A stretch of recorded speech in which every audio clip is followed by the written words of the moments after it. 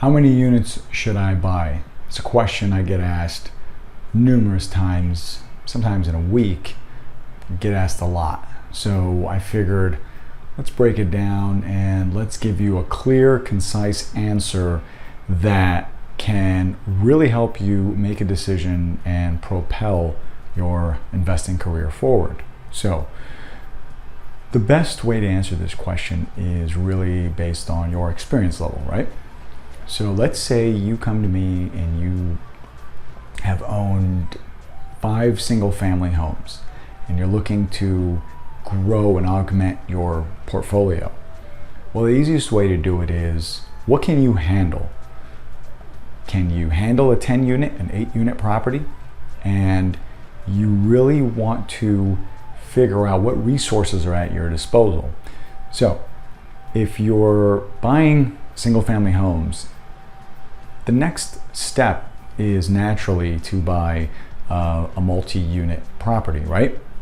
It's not common that I see people come to me and say, hey, I want to buy a retail property.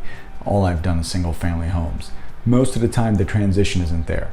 So let's suppose in this example, you're buying a single family home and you want to buy a 10 unit property. Well, you can do that because a lot of the elements are the same. And it's not going to be such a big learning curve that you're not going to figure out what's happening, right? The tenants are mostly the same. Might have a larger tenant pool, right? It could be the background checks, credit checks, all that is pretty much the same.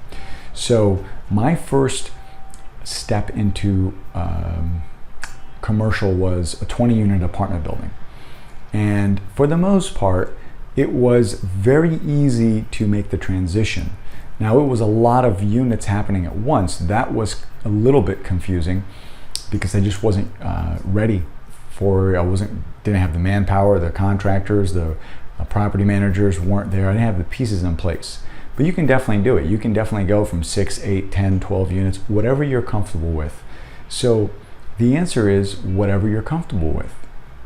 You can do a 100 unit property. You just need to have someone to help you, possibly if you've never done it before, right? You need to have some kind of experience, property manager there, maybe a handyman you trust, a licensed contractor.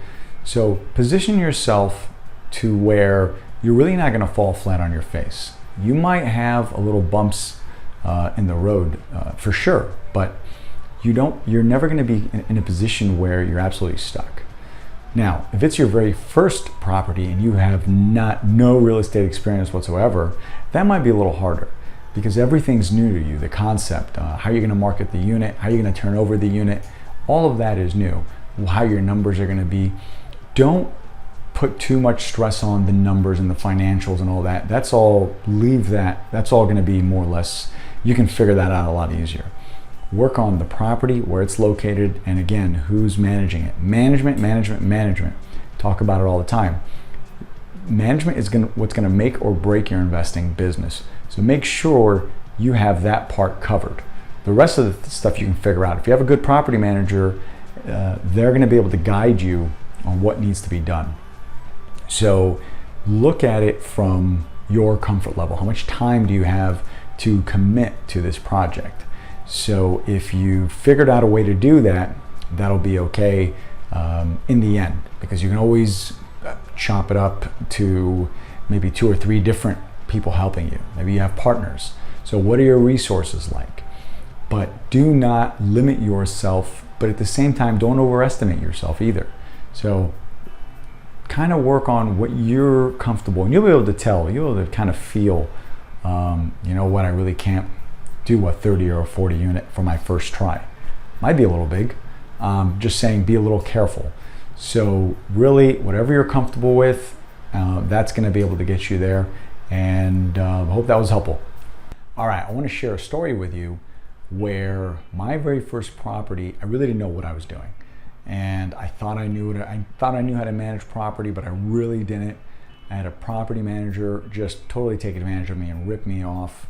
And I didn't know any better, so it wasn't their fault. I just didn't understand how to, the whole thing worked. I just wasn't sure.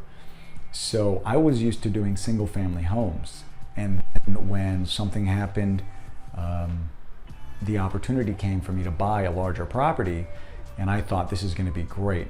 Well, I never had more than 75% occupancy in that property.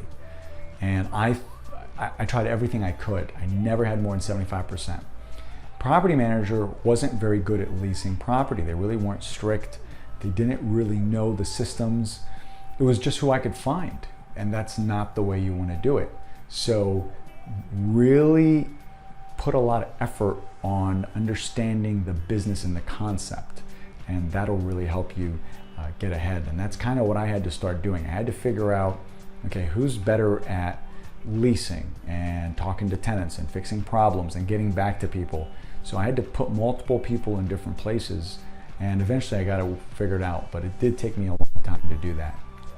All right, that's all I got for you. Like this video, subscribe to this channel. Questions, comments, leave them. I love answering them, and thank you so much for watching.